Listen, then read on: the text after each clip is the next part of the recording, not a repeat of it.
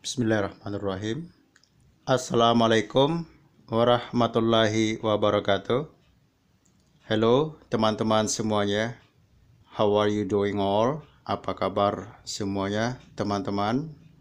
Saya berharap kabarnya baik dan sehat sekeluarga. Malam ini saya melanjutkan atau mengajak semuanya teman-teman atau subscriber saya untuk belajar bersama. Hari ini Januari tanggal 14 2019 saya akan menjelaskan pelajaran grammar yang berjudul auxiliary verb. Apa itu auxiliary verb? Kata kerja bantu. Apa-apa saja auxiliary verb ini? Can, bisa, may, boleh, must, harus, will, shall, akan. Namun untuk malam ini saya akan mengajak teman-teman untuk membahas tentang kata harus, yang mana pada bahasa Inggris bukan hanya must yang mungkin subscriber saya akan menemukan atau sudah menemukan ada kata have, has, atau had yang ditambahkan to yang berasal dari kata must, yang mana must ini adalah auxiliary verb. Maksudnya adalah have to, has to, had to. Kenapa demikian? Karena have di sini adalah kata kerja. Kembali ke dasarnya, have, had, had. Ini adalah kata kerja tidak beraturan. Have kata kerja pertama, had kata kerja kedua, had kata kerja ketiga. Irregular verb ini, kata have ini jika ditambahkan to, have to, had to, maka arti daripada kata itu sama dengan must, harus. Statusnya kembali ke kata kerja, irregular verb. Tetapi ini adalah perubahan daripada must, auxiliary verb. Penggunaannya nanti bisa kita lihat dalam contoh kalimat. Kenapa di sini ada has? Karena statusnya adalah kata kerja tidak beraturan. Nah, kembali ke dasar atau tenses pada simple present tense. Perhatikan contohnya. 1. Saya harus menyelesaikan masalah itu. I harus di sini bukan must yang kita gunakan, tetapi menggunakan have to. Have to ini tidak dipisah, ya. Maksudnya penulisannya saja dipisah seperti ini, tetapi artinya adalah harus. Have to. Solve, menyelesaikan atau memecahkan the problem. I have to solve the problem. Jadi have to ini artinya harus, statusnya adalah kata kerja tidak beraturan, yaitu have, artinya adalah harus sama dengan must pada auxiliary verb. Kemudian yang kedua, apakah dia perempuan harus pergi sekarang? Nah, ini kalimat pertanyaan, apakah, dan ada kata harus. Jika menggunakan kata have, has, atau had to, yang menyatakan harus pada kata must, maka gunakanlah does. Maksudnya di sini does. Kenapa does? Karena subjeknya adalah she. orang ketiga tunggal ya. Subjeknya she. Dan apakahnya di sini does? Kenapa demikian? Karena status daripada kata harus, have to. Have di sini adalah irregular verb. Jadi menyesuaikan dengan tenses 1 simple present tense. Does she have to go? Apakah dia perempuan harus pergi sekarang?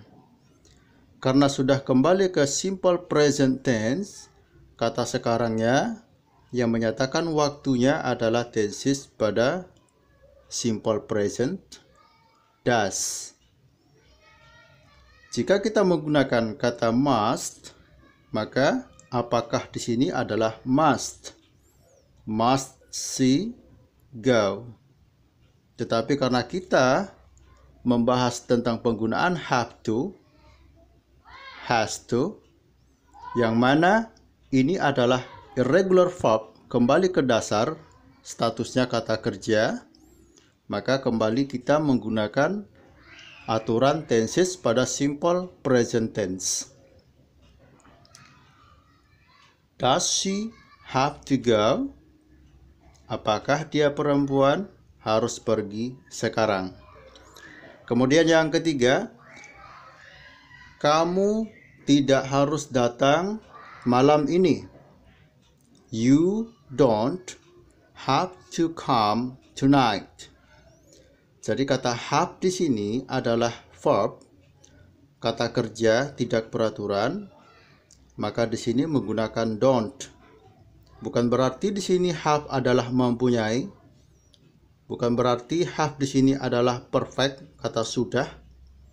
Have di sini selalu didampingi to, have to yang berarti harus, tetapi statusnya adalah kata kerja.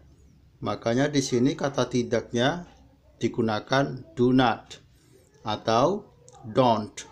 Kembali ke dasar simple present tense.